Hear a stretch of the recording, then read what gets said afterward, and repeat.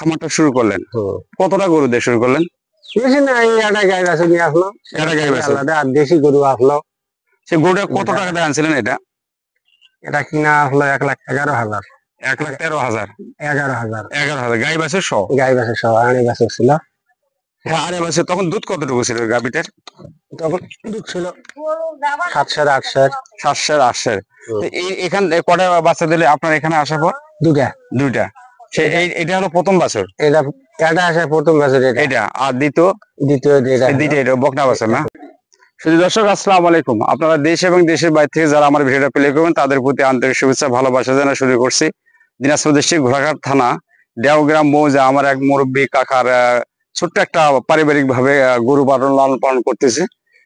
তার যে তথ্যটা আমি আপনাদের সামনে তুলে ধরবো, সে পারিবারিক ভাবে কিভাবে গরু লালন পালন করতেছে এবং কতটা গরু এবং তার ব্যবস্থাপনা কি খাদ্য খাওয়াচ্ছে এবং তার লাভ লস বিভিন্ন ধরনের তথ্যগুলো ভিডিও আকারে আপনাদের সামনে তুলে ধরার জন্য আমার আজকের এই ভিডিওটা করা। সে পর্যন্ত আপনার সাথেই থাকুন। আসসালামু আলাইকুম আঙ্কেল, ভালো আছেন না? তো আমি যে ঠিকানাটা বললাম এটা ঠিক তো, তাই না? আচ্ছা, তো আমি শুনলাম রাস্তায় চলাফেরা করতেই জানলাম যে আপনার কিছু গরু বাছুর আছে। সেটা আপনি কিভাবে লালন পালন করেন, কতদিন ধরে লালন পালন করেন এবং এই গরুগুলো কি খাবার দেন এবং আপনার এই গরু লালন পালন করে কি কিছু করছেন বা লাভ লস, সে তথ্যগুলো দেশবাসীকে জানাবো। দেশ এবং দেশের বাইরে যারা তরুণ যুবক বা মা বোনেরা আছে বেকার, তাদের সমস্যার সমাধানের জন্য এই কার্যক্রমগুলো এই ঘোড়াঘাট মাছের টিভির পক্ষ থেকে তুলে ধরা হয়। তা আসুন তো দেখি আপনার গরুগুলোর অবস্থা কি। 2 বছর থেকে পালছি। আপনি 2 বছর ধরে গরু পালতেছেন না? শুধু এটা কি ফিজিয়াম গরু নাকি? ফিজিয়ান এটা বাছুর, এটা বাছুর। এটা কি ক্রস গরু না ডাইরেক্ট ফিজিয়াম? মানে একটা মিক্স আছে না? মিক্স আছে এটা। হ্যাঁ, ওই হিসাব করে। এটা হলো ডাইরেক্ট ফিজিয়ান। আপনি গরুটা শুরু করলেন 2 বছর আগে, খামারটা শুরু করলেন, কতটা গরু দিয়ে শুরু করলেন? বেশি না, এই একটা গাই বাছুর নিয়ে আসলো, একটা গাই বাছুর। আলাদা আর দেশি গরু আসলো। সে গরুটা কত টাকা দিয়ে আনছিলেন? এটা কিনা আসলো 1,11,000। 1,13,000? 11,000। 11,000 গাই বাছুর সহ? গাই বাছুর সহ, আড়াই বাছুর ছিল। আরে বাছুর তখন দুধ কতটুকু ছিল গাভীটার? তখন দুধ ছিল 700 800। 700 800।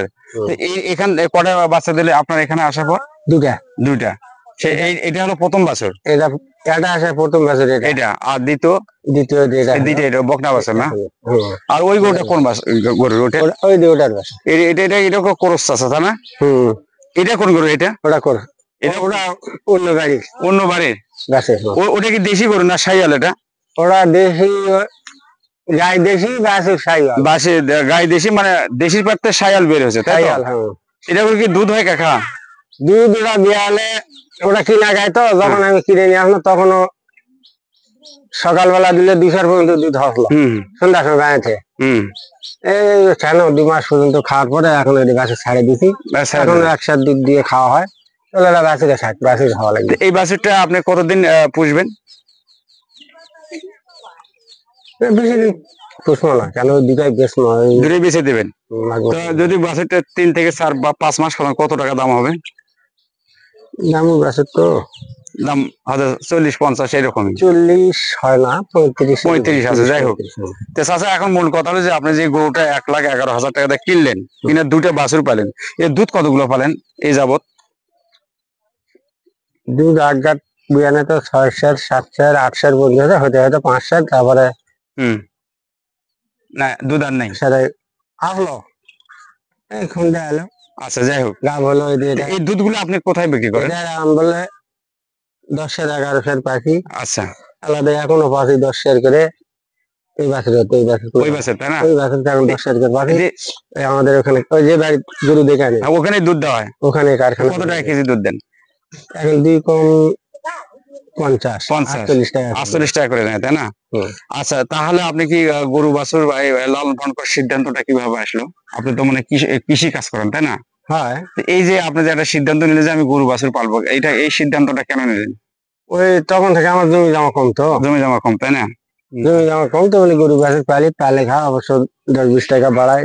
দুটা বাছুর হলো মনে করো ফার্স্টে নিয়ে আনা, এটাই যখন নিয়ে আসে 1,11,000 পড়ছে। হ্যাঁ, এখন তো বাছুর যখন উপযুক্ত হয়ে গেল 62,000 দিয়ে খালি বাছুরটা বেঁচে দিল। গায়ে থাকলে গাভিন হলো। তাহলে গায়ের দাম থাকলো হলো 39,000। 39,000 টাকাতে আপনার গাভীটা থাকলো, হয়। আবার দুধটা থাকলো। আবার এখন বর্তমান বাজারে এই গাভীটার দাম কত কাকা? এখন বাজারে বাছুর সহ না, বাছুর সহ হলে 1,10,15, না 25-30, 1.5 পার হবালে। 1.5 পার হওয়া লাগবে না? কত লাভে আছেন? এটাও তো এই গাভীরে না? হ্যাঁ, এটার দাম কত বর্তমানে? এটা লাখ পার। লাখ পার। তার মধ্যে গাভা আছে তো। আচ্ছা আচ্ছা, এখন আপনার গরু কেন শুরু করলেন বা কি কি মানে কত টাকা লাভ হবে সেটা আমি শুনবো। এখন কথা যে গরুগুলোকে আপনি খাওয়ান কি? এখন খাওয়াই ওই যে মাছের ব্রয়লারের একটা ফিট আছে, নরম ফিট। ফিট ওটার সাথে আর কি ঘুরে দেন? আর ভুসি ভুসি ভুসি দেন? ভুসি তো লয়, ভুসিতে ভেজাল থাকে তাতে। আর আপনার খামারে যে কটা গরু আছে সবগুলো গরু মিলে আপনার কত টাকার খাবার যায় ডেইলি? 300 টাকা? এই জন্য সরে খারাপ, এই জন্য সরে খারাপ এভাবে খুব খারাপ। যে গরুগুলো আপনি যে পারিবারিক ভাবে কৃষি কাজের পাশাপাশি গরুগুলো লালন পালন করেন, এই গরুগুলোর রোগ হয় না চাচা? এগুলা রোগ নেই আমার। রোগ হয় না? যদিও হয় কি ব্যবস্থা নেন? ডাক্তার আছে, ডাক্তার দেখেন? পশু ডাক্তার আছে, পশু ডাক্তার আসে, নিয়ে যায়, দেখে ওষুধ দিয়ে যায়, আসে চিকিৎসা, কোনো সমস্যা হয় না? আচ্ছা, তো আপনি যে গরুগুলো হিট আসে সেটা কিভাবে বীজ দেন? ওই ডাক্তারের মাধ্যমে? ডাক্তার দেয়, কল করলে ওরা আসে বীজ দিয়ে যায়।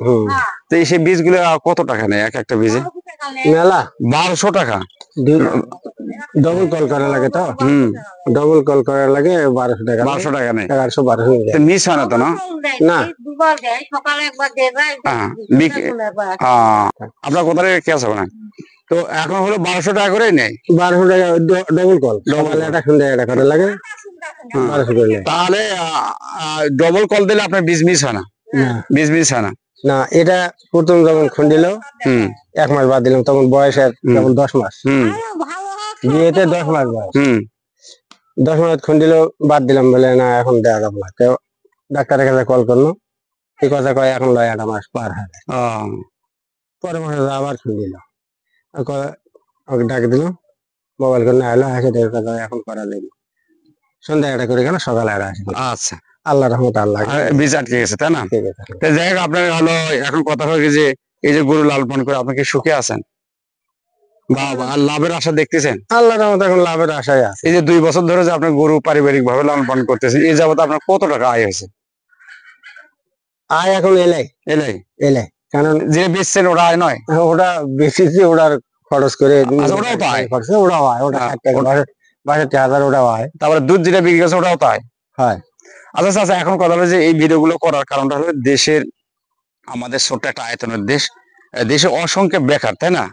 লেখাপড়া শিখে তারা বসে থাকে, চাকরি বাকরি পায় না, বা ব্যবসা বাণিজ্য করার সুযোগ থাকলেও তারা ব্যবসা করে না। অনেকে ভয় পায়, অনেকে লস করার ভয় পায়, অনেকে বোঝে না, বা বিভিন্ন ভাবে সময় অপচয় করে। এই সমস্ত বেকার মানুষদের জন্য আপনার কিছু পরামর্শ আছে? তারা কি করবে? তাদের কাছে 2-2.5 লাখ টাকা আছে, তারা কি এরকম ছোট ছোট আকারে গরু বাছুর দিয়ে বা হাঁস মুরগি ছাগল দিয়ে খামার শুরু করে তারা ভাগ্যের উন্নয়ন ঘটাবার পরে, এরকম কি আপনার মনে হয়? এখন যাদের এই যুগে এখন যেটা সেটা দেখো, ফার্ম করেছে, গরু ফার্ম করো, আবার কেউ গরু বাছুর পালন, প্রতি বাড়িতে গ্রামে প্রতি বাড়ি 2-3টা গরু বাছুর আছে, 2-4টা আছে। তবে আপনি মুরব্বী মানুষ, গ্রামের মানুষ, সহজ সরল মানুষ, হয়তো বাকি আমরা সামনে কথা বলতে একটু ইতস্তত মনে করতেছেন বা ভয় পাচ্ছেন। তো সবকিছু মিলে আপনার একটা কথা আমি শুনতে পাচ্ছি যে যুবক দেশ এবং দেশের বাইরে যারা এই ভিডিওটা দেখবে, তাদের প্রতি আপনার এতটুকুই পরামর্শ যে তারা বসে না থেকে ছোট ছোট আকারে খামার করতে পারে, বা গরু বাছুর হাঁস মুরগি যে যেটাই করুক এরকম করতে পারে।